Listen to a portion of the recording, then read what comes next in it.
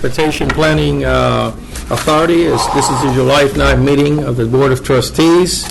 As a reminder to all members, the microphones around the board table are very sensitive, and this meeting is being taped and webcast. Now, to start the meeting, I would like to ask Beverly Morris to please read the Open Meetings Act. Beverly? This is to advise that in accordance with the Open Public Meetings Act, Chapter 231, PL 1975, adequate notice of this meeting has been forwarded to the Newark Star Ledger, the Asbury Park Press, the Courier News, the Daily Record, the Home News Tribune, the Jersey Journal, and the New Jersey Herald. It was posted in the Essex County Hall of Records in Newark and on the bulletin board of the Lieutenant Governor in Trenton. Thank you very much, Beverly. Would everyone please join me in ordering our flag? I pledge allegiance to the flag of the United States of America and to the republic for which it stands, one nation, under God, indivisible, with liberty and justice for all. Okay. Beverly, please, would you call the roll? Present. Present. Here. Jersey City. Present, non-voting.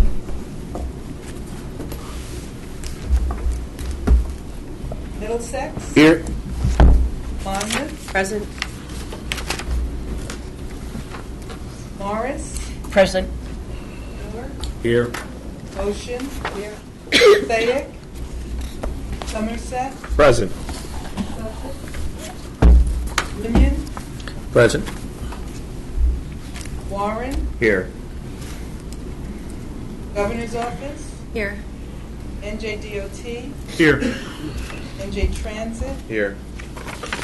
Port Authority. Here. Citizens Representative. Present. Mr. Chairman, we have 16 voting members present. Thank you so much. The next item here is the approval of the minutes. Are there any corrections, additions, deletions to the minutes of the May 14th board meeting? It's the time to speak now. All right. May I have a motion to approve the minutes, please? Somerset moves. Thank you, Somerset. Ocean second. And seconded. Ocean.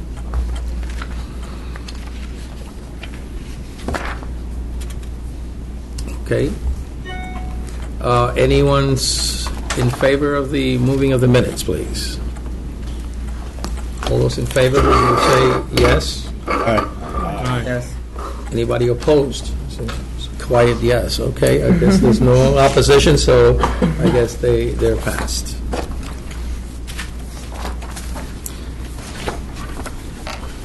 For the minutes, Beverly, do you want to do it like this, or you rather do it individually for the minutes? That's not responsible.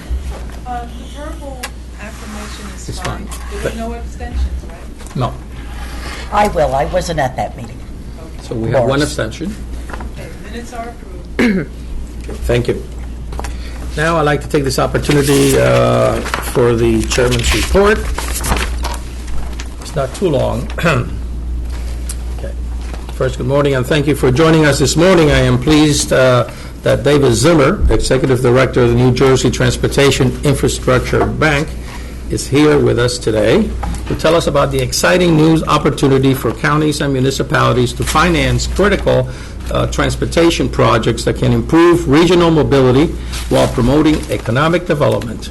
I look forward to hearing more from him a little later this morning.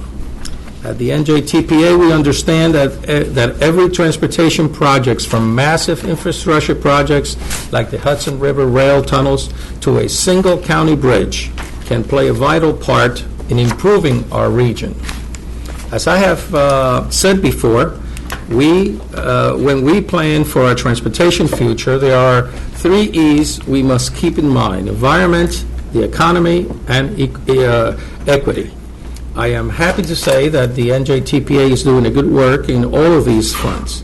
Regarding the environment, I am pleased to invite all of you to attend the Northern Transportation and Air Quality Summit, which will be held right here in this room in August the 7th and the 8th. The Federal Highway Administration and the U.S. Environmental Protection Agency sponsor this event, which is held in the Northeast or Mid-Atlantic every year, and we're thrilled that they will be taking place right here in Newark. The summit brings together stakeholders from the transportation and air quality communities to learn about the latest developments in the area that is so critical for metropolitan planning organizations like the NJTPA. Experts from the FHWA, the EPA, various MPOs, and other organizations will talk about the current and evolving regulatory environment, as well as new technologies and current best practices related to transportation and air quality. It is sure to be an interesting and informative event. You can find out more on the event page of the njtpa.org. Of course, maintaining and improving air quality is one of our highest priorities here at the NJTPA, as stated in our Plan 2045. We are committed to improving the environment in our region. And we are equally committed to making transportation investments that help our economy, an extensive multimodal transportation system that is vital to the moving people and goods so that our economy can function, thrive, and grow. And make no mistakes about it, the economy in our region is doing well, largely because of the role that transportation and logistic industry plays. I saw that firsthand 2 weeks ago when I toured the nuts.com facility in the County of Union, along with Middlesex County freeholder Charles Kenny, who chairs the Freight Initiative Committee, and several members of the NJTPA staff. Nuts.com has a large and growing distribution operation in Cranford, New Jersey, and will soon open executive offices in Jersey City. One of the key advantages they have in their location in the NJTPA region, they have great access to roads and rails and are sitting at the heart of one of the biggest consumer markets of the world. During the tour, Nuts.com CEO Jeff Braveman, a member of his staff, talked about how they distribute their products throughout our region and beyond. They also discussed the challenges of getting their workers to the site. In fact, they bus in chocolate workers from New York City each day. This is just one example of how critical transportation is to our economy. Every resident in our region, from our urban core to the suburbans and rural areas and the Jersey Shore, depends on transportation network that we are planning for and invest in here at the NJTPA. And the system needs to do more than serve cars and trucks or even transit passengers. It also has to meet the needs of pedestrians, bicyclists, and everyone else who needs to get from one place to another. That's why the NJTPA has been playing a greater role in promoting the importance of complete streets in our region. We recently worked to Sustainable Jersey and the Voorhees Transportation Center at Rutgers to conduct 2 workshops for municipalities on implementing complete streets at a local level. And we're also offering free technical assistance to municipalities throughout a competitive selection process.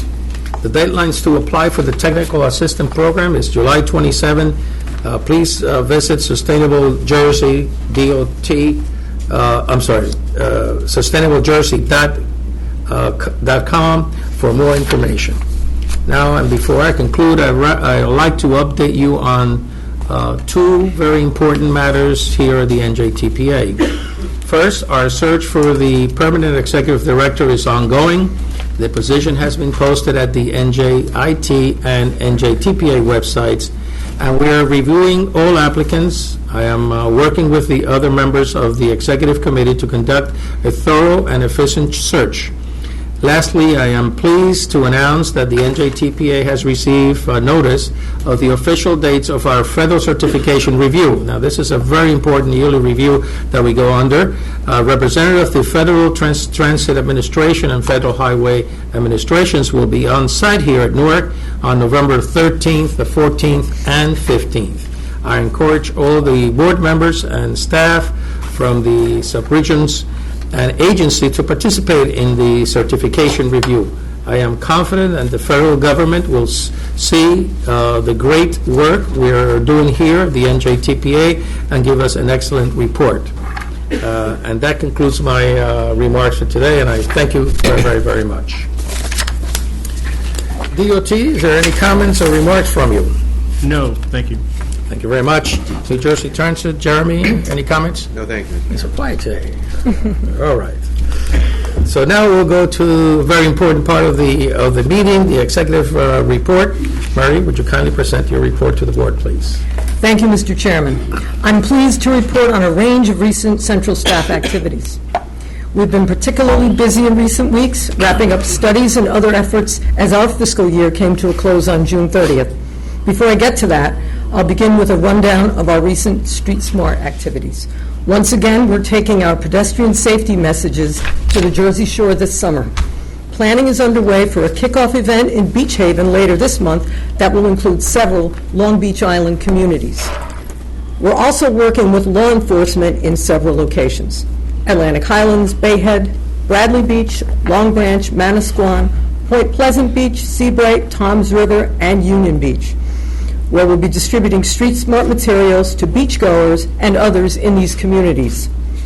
In addition, rail stations in Belmar, Bradley Beach, Long Branch, and Point Pleasant Beach will feature street smart ads through late August, as will New Jersey Transit buses along the shore.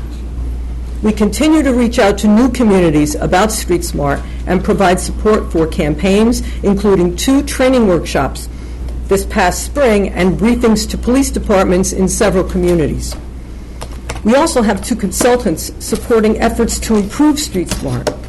Rutgers Kate is helping us to systematically evaluate campaigns through observations and surveys, and we recently retained the communications firm Kivett to help us refresh our messaging and outreach strategies.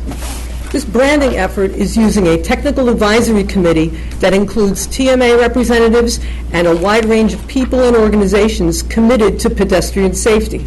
These efforts will continue this fall as a number of communities look to implement back-to-school campaigns. We're also working more closely with state-led safety efforts and have been participating in the New Jersey Pedestrian Safety Working Group, which is facilitated by the National Highway Traffic Safety Administration in partnership with NJDOT. This consortium is bringing together state and federal agencies, law enforcement, advocates, and other stakeholders to develop a statewide pedestrian safety training program for police officers and a statewide enforcement campaign. So Street Smart continues to be a success, expanding and improving as it makes very real and important safety impacts across the region and the state. Please continue to let us know of any communities interested in running campaigns. The BStreetSmartNJ.org website has a host of resources, including video of the recent training session.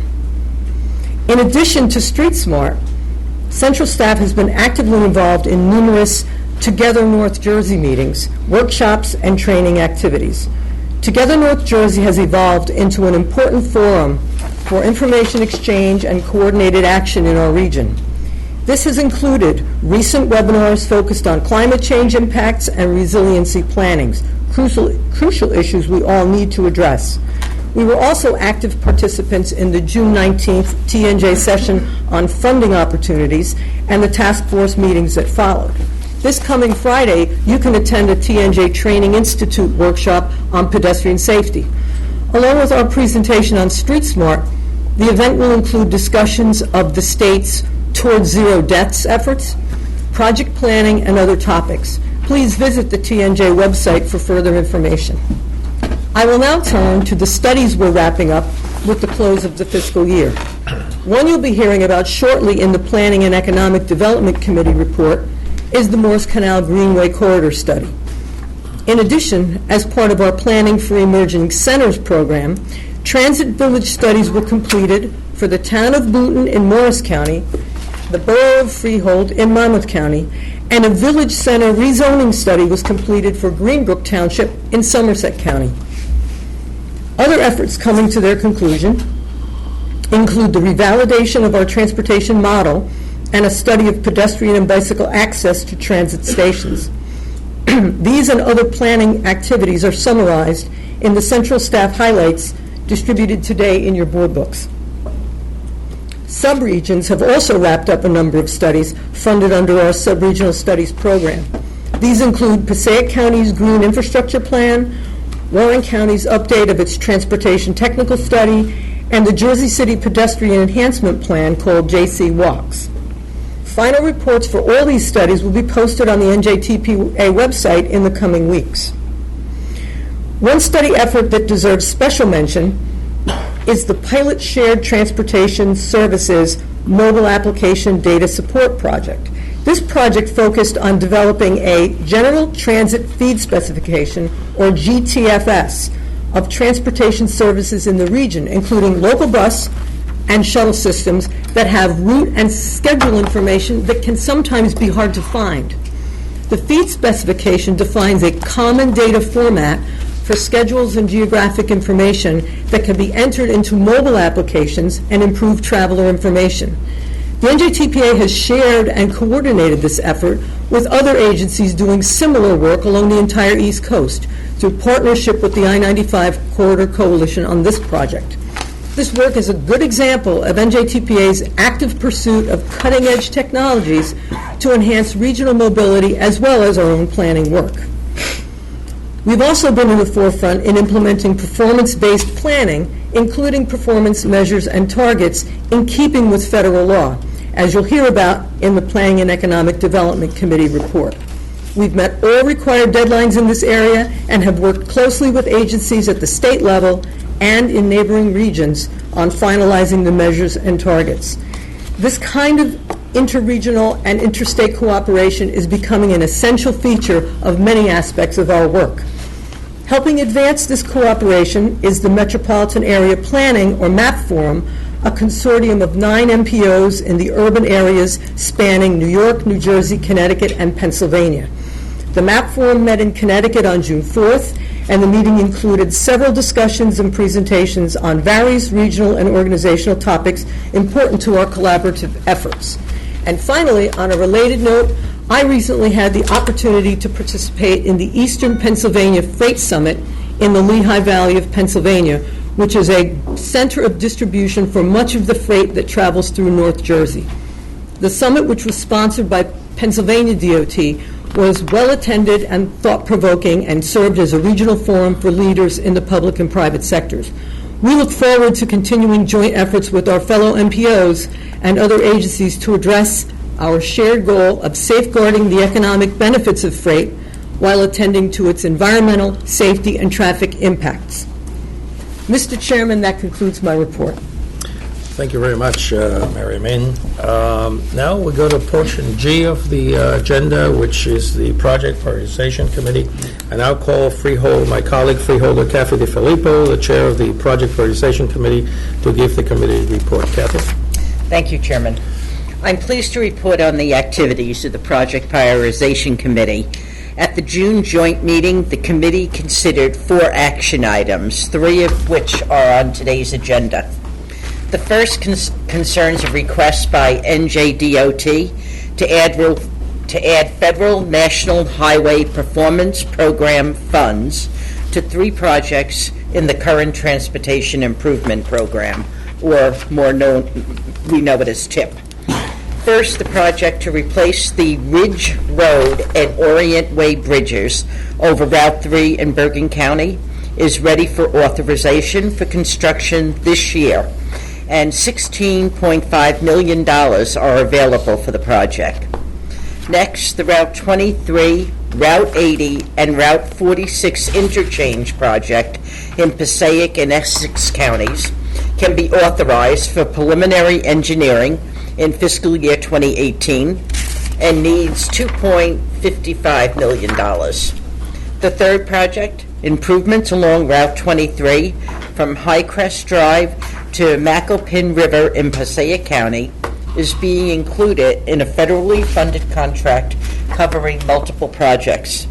This action will reprogram $800,000 in federal funds for preliminary engineering in fiscal year 2018 and a little over $1 million for design work in 2019. The committee recommended approval of these minor amendments and is listed as action item number 1 on today's agenda. Next, the committee considered approval of a set of modifications to current TIP to reflect schedule changes for 5 projects. Due to delayed construction, federal funding for 2 of the projects must be reprogrammed to the fiscal years 2021 and 2022. The projects are the Route 4 Jones Road Bridge in Bergen County and the Route 18 East Brunswick Drainage and Pavement Rehabilitation Project in Middlesex County. Also, due to construction delays, 3 ITS projects on Route 46 in Morris, Essex, and Passaic counties will be delayed to fiscal year 2019. Here, the modifications also include the addition of $500,000 each in federal funds for design work in 2019. The committee approved these modifications and no further action is required. Next, the committee considered 2 minor amendments to the current TIP as requested by the Port Authority. The agency is seeking to transfer previously programmed $45 million in Federal Transit Administration Disaster Recovery and Resiliency Funds and $5 million in Port Authority matching funds from the Salt Mitigation Project to support additional construction on the Rail Rolling Stock Resiliency Project. Lou Venich from the Port Authority explained that the work continues on the salt mitigation and the amendments are part of a continuous process undertaken in coordination with the FTA to optimize funding allocations as projects advance. The committee approved these minor amendments, which is listed as action item number 2. And next, the committee recommended endorsements of the region's $2.8 billion fiscal year 2019 Transportation Capital Fund Program, which is required for allocating state funds to projects and programs. The capital program went to the state legislature for its approval in April. In May, the capital program was provided to members of the Project Prioritization Committee and RTAC with a summary of local project changes for their review. Additional changes to the capital program have been made by the legislature, and a list of these changes will be provided to this board and RTAC this week. I would like to thank the committee and RTAC members for their review and input on the draft program. The capital program will result in future revisions to our TIP, which allocates federal funding to projects and programs. This is listed as action item number 3 on the agenda.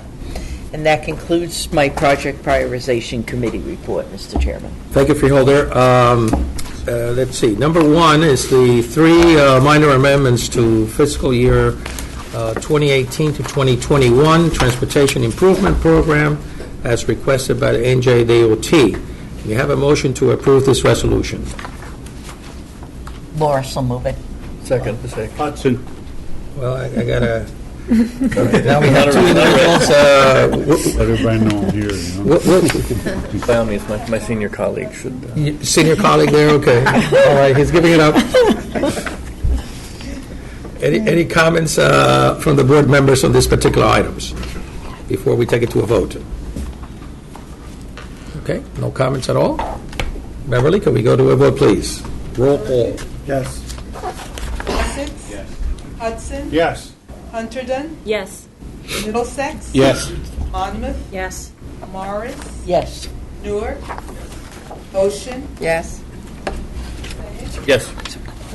Yes. Oh, Sussex, I didn't say the public. Union, Yes. I did not say the Warren, public. Yes. Governor's Office, Yes. I'll NJDOT, give it up. Yes. NJ Transit, Yes. Port Authority, Yes. Citizens Representative. Yes. The motion is carried. Thank you. I did have a voice come through my side here on my left indicating that I failed to ask the members of the public if there was anybody who had any comments on item number 1 of the agenda. Seeing none, I guess the vote stays. We're good. Well, no, we have to address that issue. That's very important. Members of the public, I apologize for totally erasing you out of the picture. Sorry. Number 2, there's, may I have a motion to approve the resolution on number 2? Any comments from any board members? Or any comments from any for the board members first, of course? Well, I don't see any comments from the board. Any comments from a member of the public? In that case, then Beverly, could you please go to a roll call number 2? Need a motion and a... Oh, Need a okay, I'm motion sorry. Somerset moves. Now I'm totally out of whack now. Somerset moves. 100 seconds. Okay, here we go. Now can we go to the book? Bergen, Yes. Hey, Tom. Essex, Yes. Tom is here. Hudson, Yes. Hunterdon, Yes. Middlesex, Yes. Monmouth, Yes. Warren, Yes. Newark, Yes. Ocean, Yes. Mosaic, Yes. Somerset, Yes. Sussex, Union, Yes. Warren, Yes. Governor's Office, Yes. NJDOT, Yes. State Transit, Yes. Port Authority, Yes. Citizens Representative. Yes. Motion is carried. Thank you very much. Now, may I have a motion to approve the resolution? That's number 3 on your agenda. So moved. Ocean second. Any comments from the, who was moving second? Any comments from any of the board members? Any comments from the members of the public present here today? Well, seeing none, I guess we'll go to the next portion, which is Beverly. Would you please do a roll call? Okay. Bergen, Yes. Essex, Hudson, Yes. Hunterdon, Yes. Middlesex, Yes. Monmouth, Yes. Morris, Yes. Newark, Yes. Ocean, Yes. Mosaic, Yes. Somerset, Yes. Sunset, Yes. Yes? Warren, Governor's Office, Yes. NJDOT, Yes. Yes. Yes. Representative. Yes. Motion is carried. Thank you very much. And we now go to that part of the meeting about planning economic development. And now I call freeholder John Bartlett, the chair of the Planning Economic Development Committee, to give the committee's report. John? Thank you, Mr. Chairman. I'm pleased to report on the activities of the Planning and Economic Development Committee. At the June joint meeting, the committee recommended endorsement of federally required traffic congestion performance measures for the 2 urbanized areas that include parts of the NJTPA region, the New York Newark urbanized area and the Philadelphia urbanized area. The NJTPA worked extensively with transportation operating agencies and our fellow MPOs in both urbanized areas to identify and agree on common, unified targets that address non-single occupancy vehicle traffic and peak hour excessive delay. Given the expectation for increased travel in the region in coming years, the agreed-upon targets take a realistic approach on measuring congestion by calling for maintaining current vehicle occupancy levels and limited growth of per capita delay to just 2% over 4 years. This is listed as action item number 4 on the agenda. I also want to note that this is one of several performance measure-related actions the board will be asked to consider this year. Later this summer, we'll hear about statewide infrastructure condition, travel time reliability, and freight targets, as well as the NJTPA's emission targets for the congestion mitigation and air quality program. In addition, towards the end of the year, the board will revisit the statewide safety targets initially approved last year, which must be updated annually. Also at the joint meeting, central staff reported that the year-long Morris Canal Greenway study has been completed. This study presents a plan for creating a 111-mile continuous greenway along or near the route of the historic Morris Canal from Phillipsburg in Warren County to Jersey City in Hudson County. The study recommends that the entire greenway be built in phases of short, medium, and long-term projects. The short-term projects will address segments that already have funding or just require signage or striping.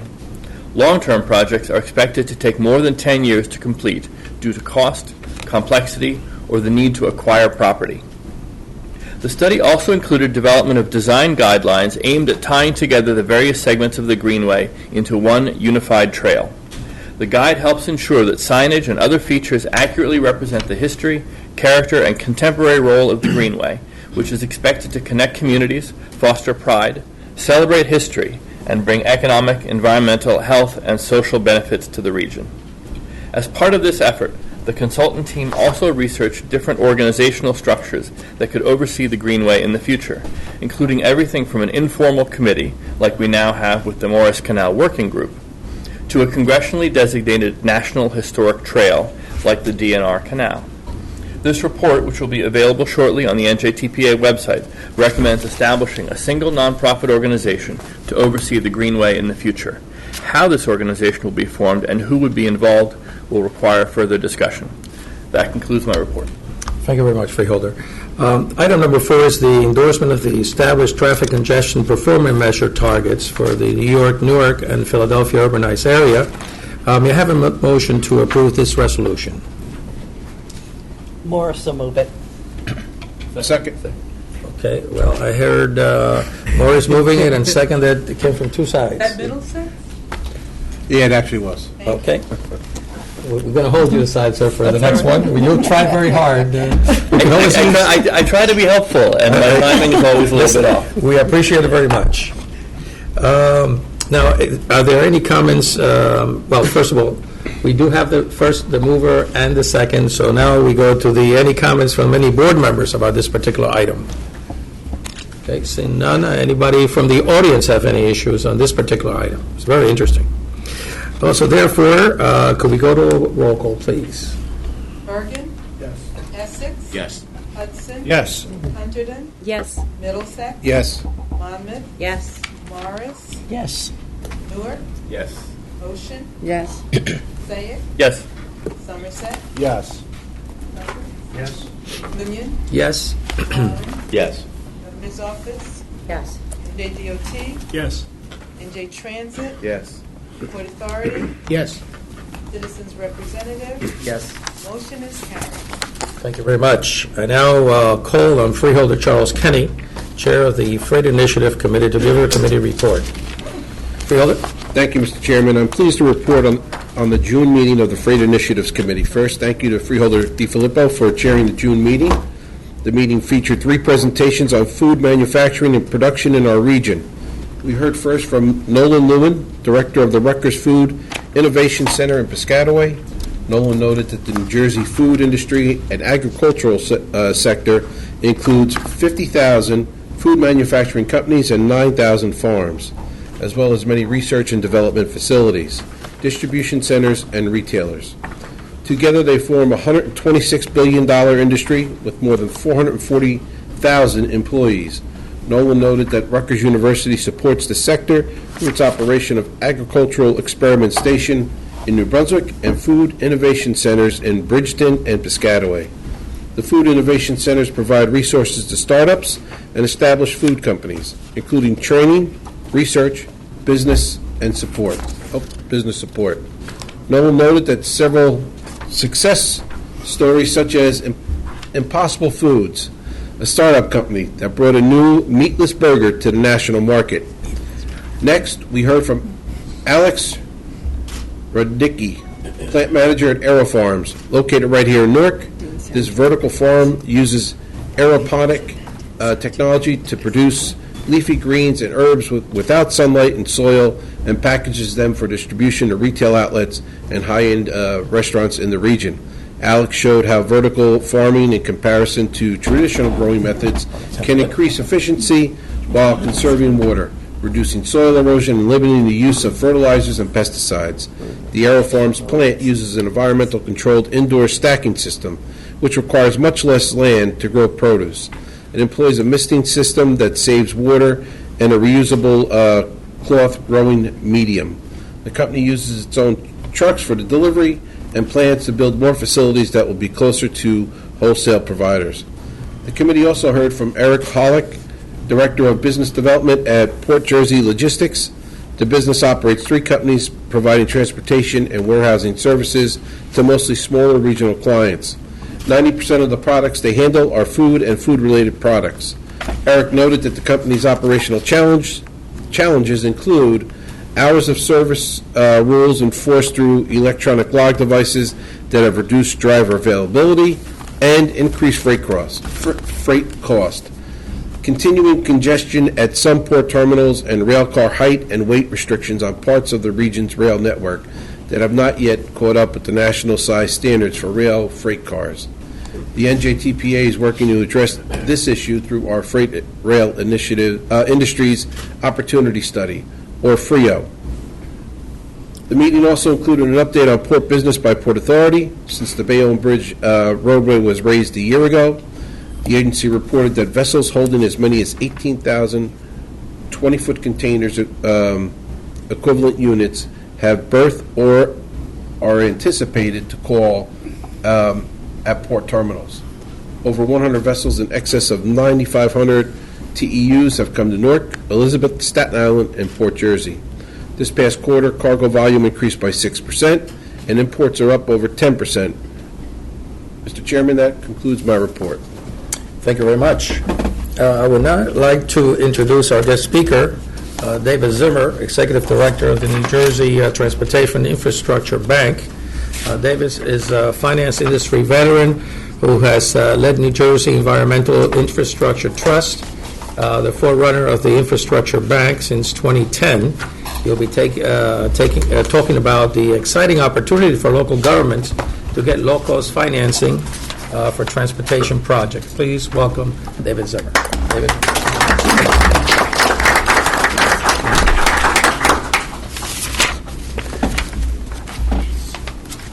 Thank you, Mr. Chairman.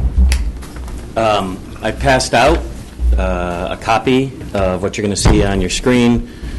So if you want to make notes, feel free. If you have any questions, I'm happy to make this interactive. You can just stop me, and I'll be happy to take the questions while you bring them up. As the chairman said, my name is David Zimmer. I'm the executive director of the New Jersey Infrastructure Bank. Some of you might know us formerly as the NJEIT, the Environmental Infrastructure Trust. And what I've got up on the screen right now, that's what we used to look like prior to January 16th of this year. The EIT, we had a program called the New Jersey Environmental Infrastructure Financing Program, quite a mouthful, that we co-administered with the DEP. We've been doing that since 1987 was our first loan, a $100 million loan to the City of Camden to create the Camden wastewater treatment plant process number 1 down on Camden. Many of you have either seen it or you used to smell it when you used to go down to the Philadelphia International Airport. It's funny, when I lived in Philly, I would smell that in the early 90s thinking, God, how could anybody live near there? Little did I know that 20 years later I would be helping finance the cleanup of that. Andy Kirkin and his team have used us for over $480 million worth of loans. So you can imagine back in 1985 when we were first approved by the legislature and the governor, what the thoughts were. Everybody said, this is the construction grant program. I want grants. Don't give us a loan program. We like our grants. We don't have to pay those back.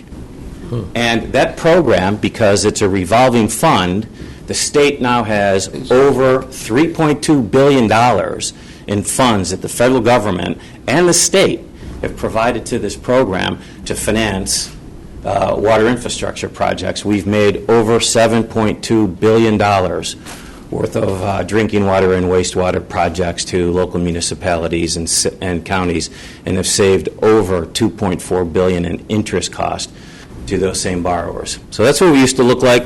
In January of 16th, we were appropriated funds through our new partners, the DOT from the legislature and the governor. We renamed ourselves, well, the legislature renamed us the iBank. Now we have 2 programs. So we now work with the DOT on a very similar program called the Transportation Bank, and that's what I'm here to talk to you about today. You can see the mission. It is to provide low-cost funds for local transportation projects. We look at partnering with counties as well as the municipalities in those counties to help facilitate and fund those local projects. So there's a couple of key requirements that folks need. First of all, by definition of the law, you have to be an eligible borrower. Who's an eligible borrower?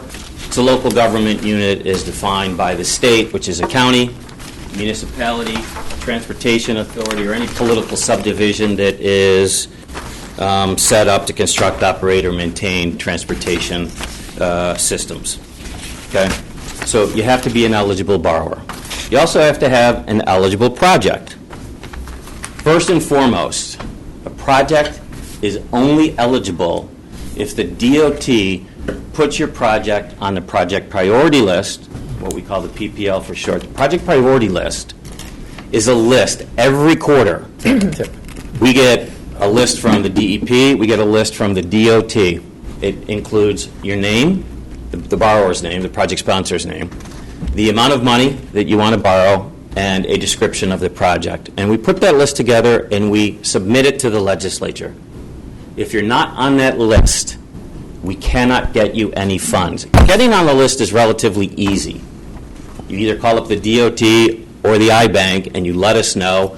We get some information for you. There is a web-based short application that you need to fill out, and we put you on the list. So if you miss it, don't be too concerned, because within 90 days we'll be putting out a new list, and we can amend those lists. Also, you have to meet the definition of an eligible project that's in the statute. And I'm not going to go through it, but you can see what the list is on the paper in front of you. It's essentially anything that a layperson would think of as a transportation project. But again, if you have questions, you can either call us. I would be remiss if I didn't give a huge shout out to our partners at the DOT.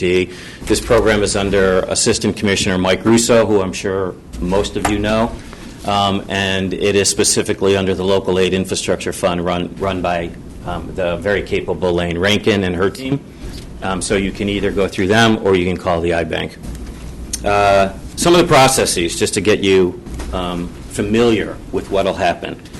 First of all, there is a technical process. So your project, we put it on that project priority list I was talking about, it gets ranked. The people that rank that are the folks in Lane's shop. They're going to look at your project and they're going to review it. They're going to review it to make sure that it meets the requirements of the Local Aid Infrastructure Fund for this lending program. Anybody that's been involved in our water program, I could tell you that's 10 times more complicated because it's federal funds. So if you're thinking, oh my God, this is going to be like the water program, take a step back, take a breath. I can tell you it's going to be a lot easier, a lot faster, and much more simple. There is a legal process. By law, everybody needs to give the program a bond. Right, so you're going to get your bond counsel, you're going to do the local public notices, your ordinances, your resolutions. Your bond counsel will work with our bond counsel. We've been doing this for over 30 years. It's like old school for us. I'm sure, certainly at the county level, you folks are very, very comfortable with what's required of borrowing public funds. So that's a relatively straightforward process. There is a credit process. The sponsor must provide the bank with a general obligation pledge that you're going to repay the bank the funds. It is a revolving program, so when we lend the funds out, we get those funds back, we relend them. And again, this is how we ended up with the $3.2 billion on the water side, right? We've been doing this for 30 years, over and over, recycling those funds, making those monies available to the next set of projects. If it's an investment grade GO, no problem, you qualify for the program. If you're not investment grade, we have a credit policy, and instead of citing chapter and verse in that, I would just direct you to our website. There are ways that a non-investment grade or somebody that doesn't have a rating, so if you're a smaller municipality, we can work with you to get you what we call a ratings assessment with the rating agencies. It is a non-public rating. It's a much cheaper and a lot quicker process. So there's ways of getting around that requirement.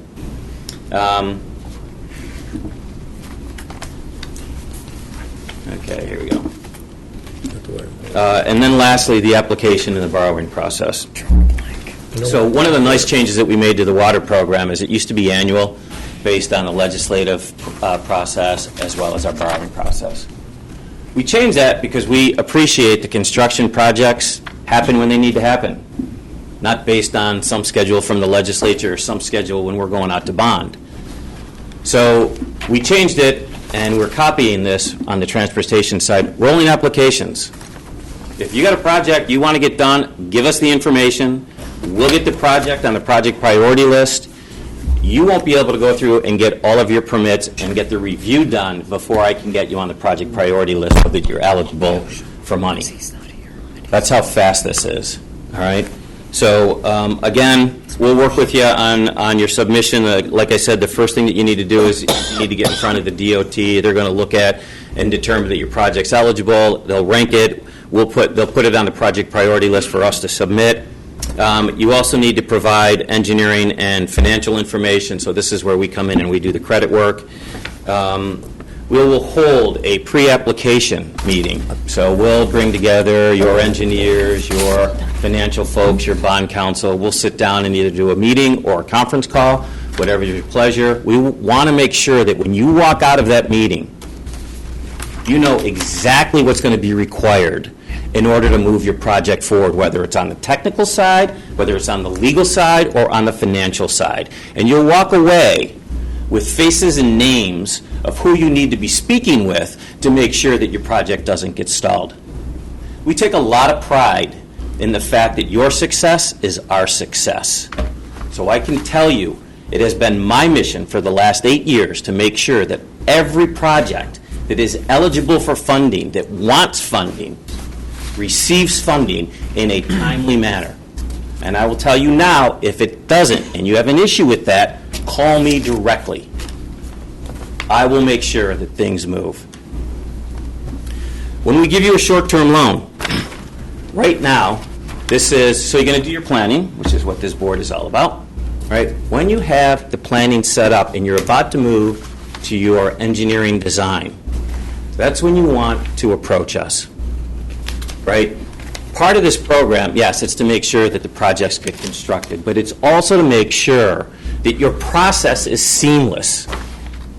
So, as a civil engineer, I've played in the water side for the last 8 years, so it was kind of new to me in January when I really started getting involved with transportation engineers. And what we do on the water side is it's all one process, from start to finish.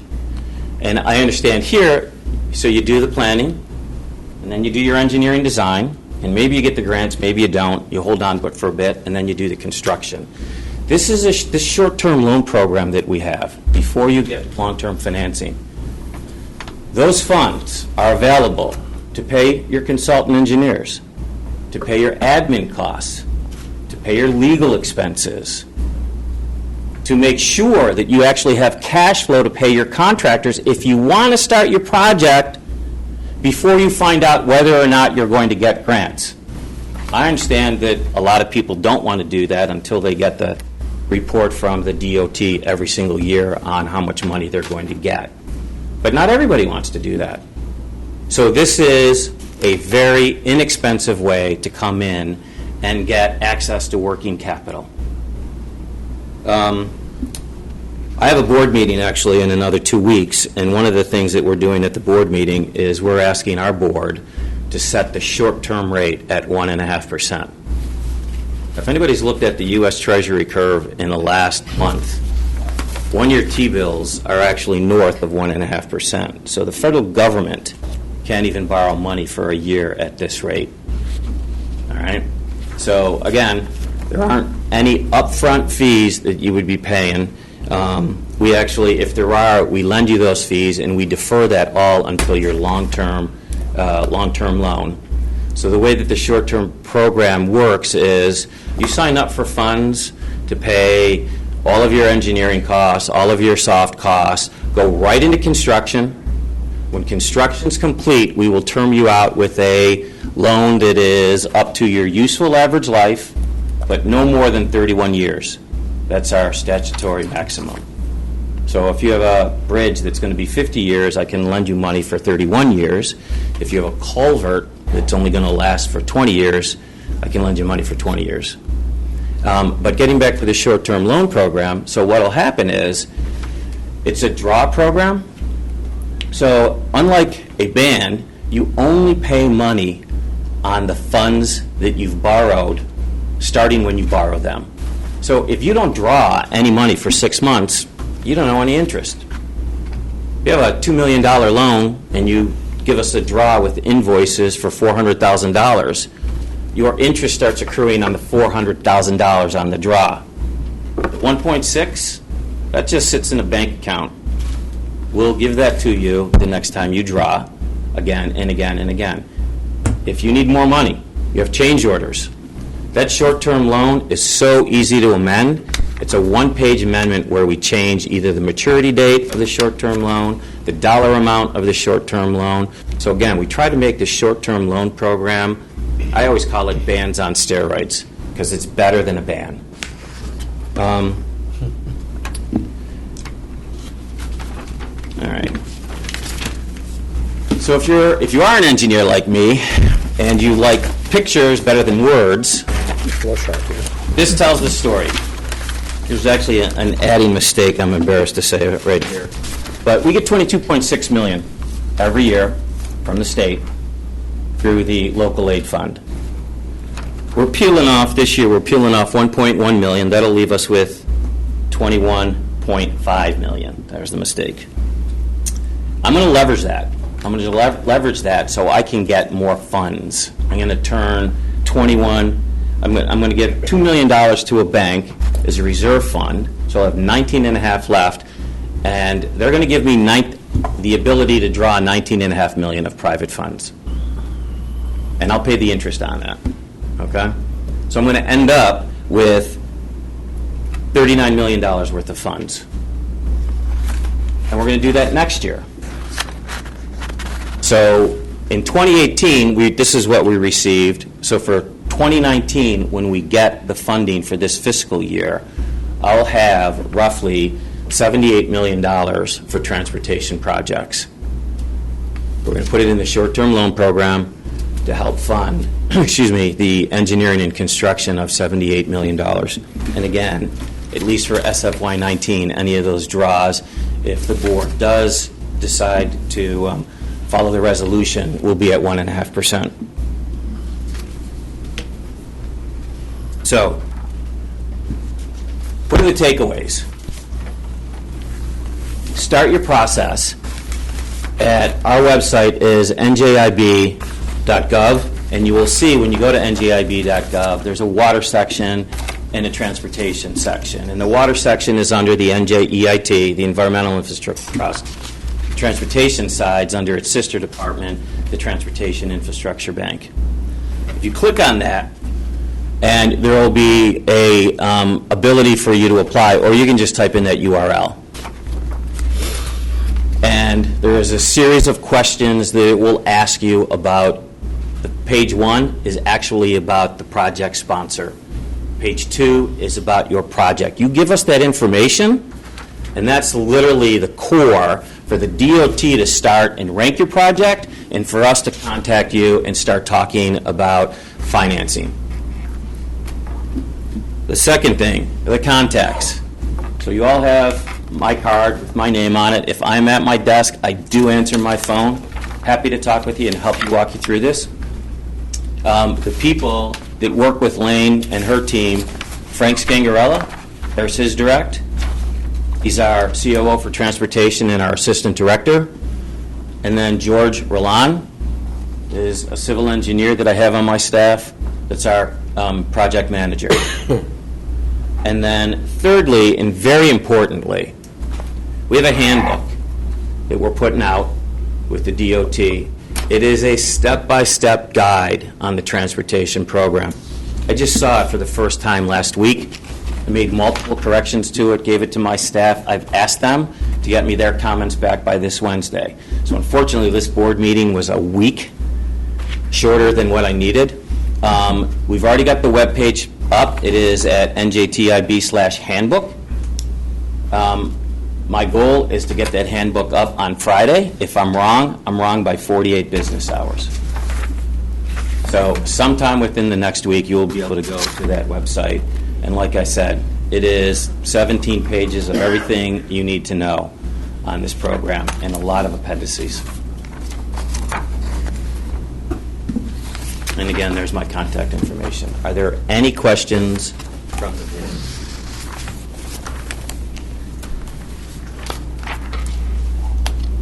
I'm sure there'll be some questions.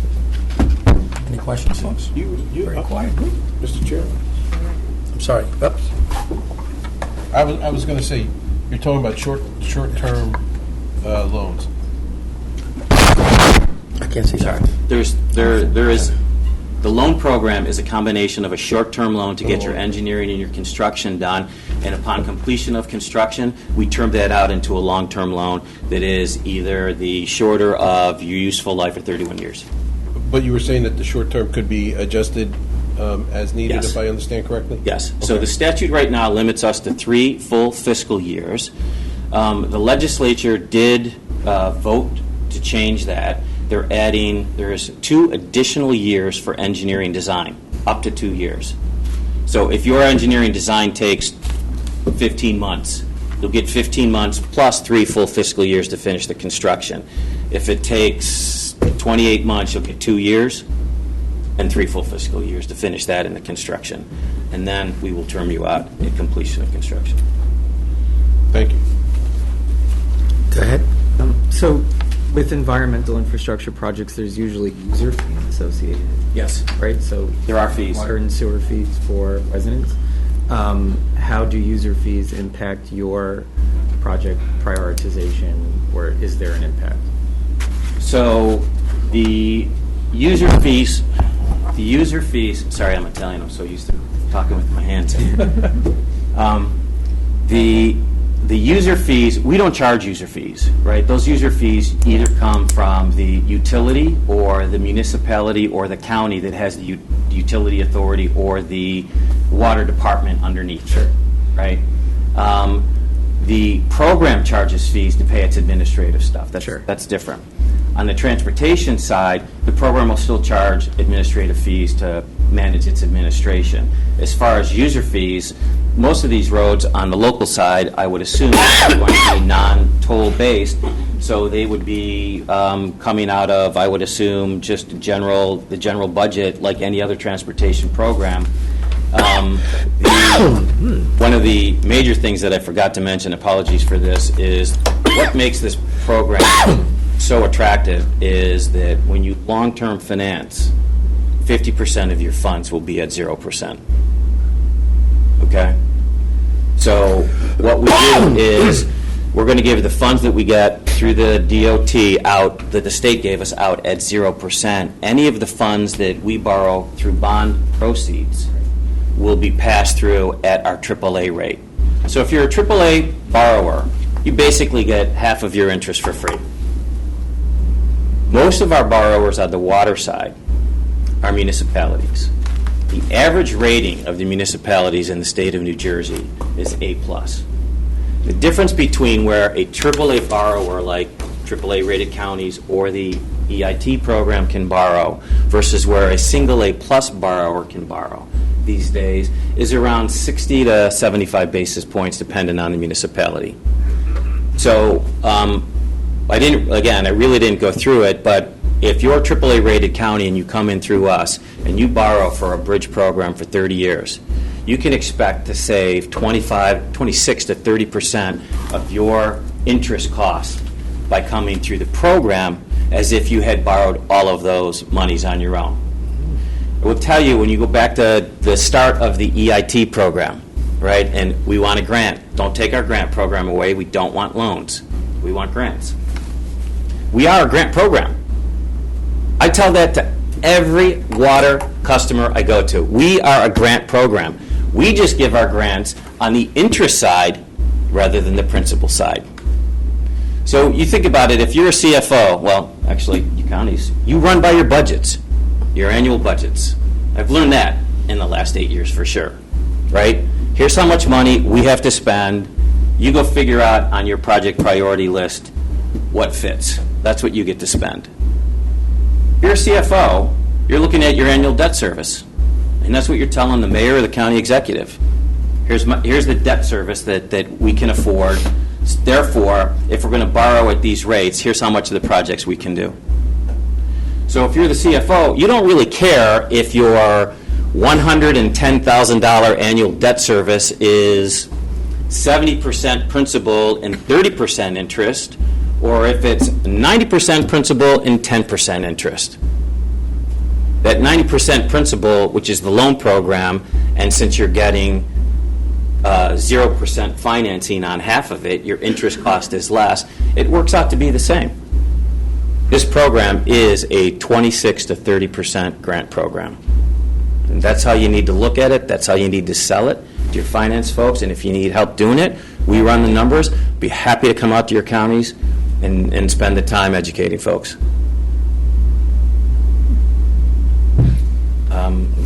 I would ask the chair to recognize the public. On the water side? Yes. On the water side, so I always tell folks, if you have a project that involves water, that involves water, call us. So you've got drinking water issues, you've got sewer issues, you've got stormwater issues, you've got flooding issues. Okay? Technically, the EIT program is not allowed under the Clean Water Act to fund, which is where we get the funds through, to fund flood projects. But I keep asking, anybody in the state can show me a flood project that isn't a stormwater management project. So you come to me with a flood project, odds are we're going to flip it upside down and describe it as a stormwater management project and get that financed. We'll do landfill if it has a water quality or public safety nexus. The program can finance it. So landfill expansions, landfill leachate systems. We did in Hoboken. We did a land acquisition in downtown Hoboken, 6 acres. They're going to turn it into a park with a 1 million gallon storage facility underneath it for extreme events. So all the water will come into the park, seep down through the pavers and their bioswales, and go into the holding tank. And instead of flooding the area, it'll sit there until the severe weather passes, and then that water will get pumped out back to the North Hudson Sewage Authority, which will now have capacity, right? Because you always get flooding in CSOs when you get back up at the treatment facility. So I appreciate the question. I don't want to spend a whole lot of time on water because it's about transportation here. Mr. Chair? Yes. Go ahead. A couple quick ones. The first one is, can you fund just design of transportation projects? Because a lot of times that's the missing funding, where you might have a grant or you're pursuing a grant. Can you just get a short-term loan to design the project? So I've got to, I would suggest that we talk afterwards. I got to go back and just double check with the Attorney General's office on, and obviously the counterparts at the DOT. I can tell you this, the program will require a nexus to a construction project. So let's say that we can fund design. That design has to end up in a construction project. If not, then you will have to pay that loan back when the short-term financing period ends, whether it's 3 years or 5 years, whatever. My other question is, if you're building a transportation asset that has green infrastructure elements in it, which we're doing in the county, we have several projects underway, can you pull funds from EIT? I love that question. Not only can you, we want you to. So we're talking with our DEP counterparts about teaming up, because isn't that such a cool project, right? Every transportation project I know, and I will freely admit that I'm new to this sector, has some sort of stormwater runoff issue, right? So there's $3.2 billion worth of cash on the water side and only $80 million on the transport side. every dollar that I can take and fund with water funds, I get to leverage and push this program farther. So that's a great question, absolutely. And not only that, but instead of 50% of the funds coming at 0%, right now that program has 75% of the funds coming at 0%. So it's actually a cheaper, from an interest perspective, it's a cheaper program. It's essentially a bigger grant. So yes, we're thinking very hard about pulling water funds in to do those components of transportation projects that we can qualify as EIT eligible. Last question, are any of the GI elements forgiven through the program anymore? I know that. Oh, another good question. So GI is green infrastructure, and that is a very, very big priority for the DEP, such that the DEP actually has the ability to give some of its money away every year in grants. Technically, they're not grants, they're principal forgiveness loans, but for sake of talking in the public, a grant, okay? On the green infrastructure side, in CSO communities, 50% of the funds are forgivable. I don't know, we had a $2 million cap. I don't know if we've got a cap this year or not, but again, I can get back to you on that. So, if you have a transportation project and you're going to do green infrastructure on the water side, and you are in a CSO community, so that you will minimize the flow into the treatment facility and therefore help kind of expand that treatment facility's ability to take on more water. The water program gives 50% of the funding as a grant. And the other 50%, half of it is at 0%, and the other half is at EIT's AAA bond rate. So it's an incredible program for people to qualify. I think we have a couple of more questions. Gentleman in the back, sir. Yes,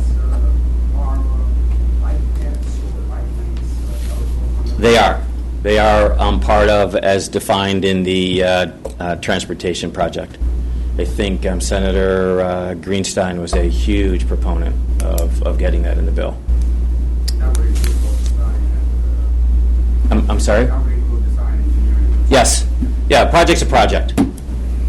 Okay. Any other questions? Sir, you ready? I was just curious if you could talk a little bit about overtures or inquiries that you've had, what kinds of projects people are thinking about. Sure. And also just, I think the answer to this is going to be yes, but is there any reason to think that the access components of a transit-oriented development project would also qualify for this, whether it's ADA accessibility or bike storage, walkways and so on? So again, I've got since I don't know that piece of the statute by heart, I would defer you to look at the statute, and I've got lawyers on staff that could really delve into that with you. But the first part of your question, which was what type of projects are we seeing? So we got notice that we were operable on January 16th. Our budget was passed at the end of March. So I always like to say we really were born on April Fool's Day. And so it's been a very, very quick run, working with the DOT, trying to get this program up and running. We literally just got the application online 2 weeks ago, and have had a lot of one-on-one meetings with counties or with individuals that had conduit loans. So there's some developers that have projects where the county is interested in fronting the cash for a portion of the transportation piece. But we've got 2 applications in right now, and both of those are from a county, and both of those are bridge-oriented projects. I take a bridge-oriented, and I think we're working on one that's a right-of-way for a major. Actually, it's a county and a state road intersection. Here's the simple thing. If you're going to get interest-free on portions of your fund, it makes a lot of sense that the longer you borrow those funds, the more you save. So really, the people that hit the ball out of the park on this program are going to be the people that borrow for a long time. that's typically not going to be a repaving project, right? What's the useful life of a repaving project? I mean, I know it depends on the road that you're repaving and what kind of traffic you get on it, but 10 years, give or take, right? So I'm not going to be able to save you a whole lot of money if I'm knocking 50% of your interest off for 10 years. But give me the opportunity to do it for 31, and it adds up. So culverts and bridges. We've actually got an interesting one that's a destruction of a bridge.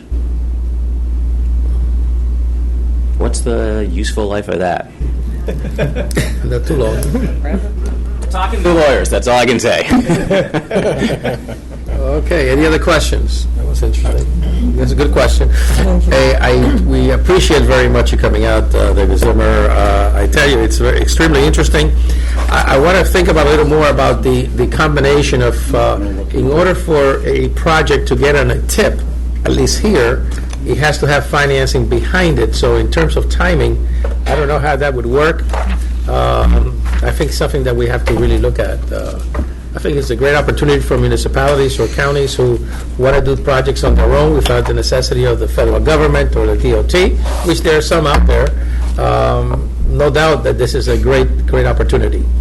I would love to speak to some of the professional staff here about your question, because I could absolutely see us setting up. So when people borrow and you sign a loan agreement, outside of the cost of your lawyer for doing the documentation, there is no commitment or anything that's owed to the program until you do your first draw, right? So if you have an eligible project and the DOT looks at it and says the planning piece, the engineering piece is legitimate, we will fund that.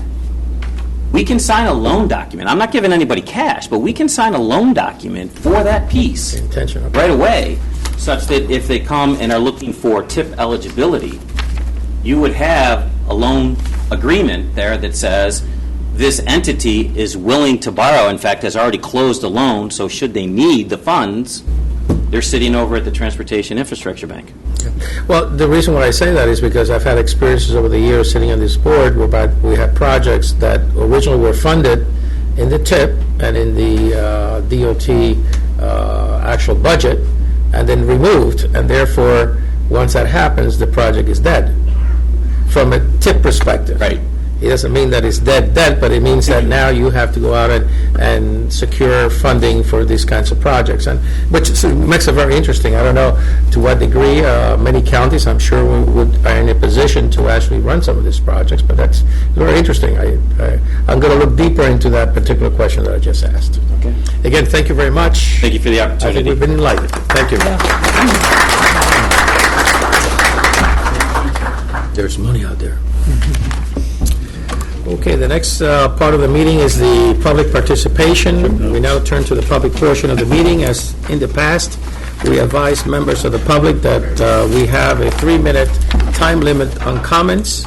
The light on the timer will go green to yellow when there is 1 minute left remaining, and then it turns red, and that's the 3 minutes have been reached. We ask you to keep your comments within the allotted time. Are there any members of the public who would like to make any comments? Once again, any members of the public who would like to make any comments? And for the third time, are there any members of the public who would like to make comments?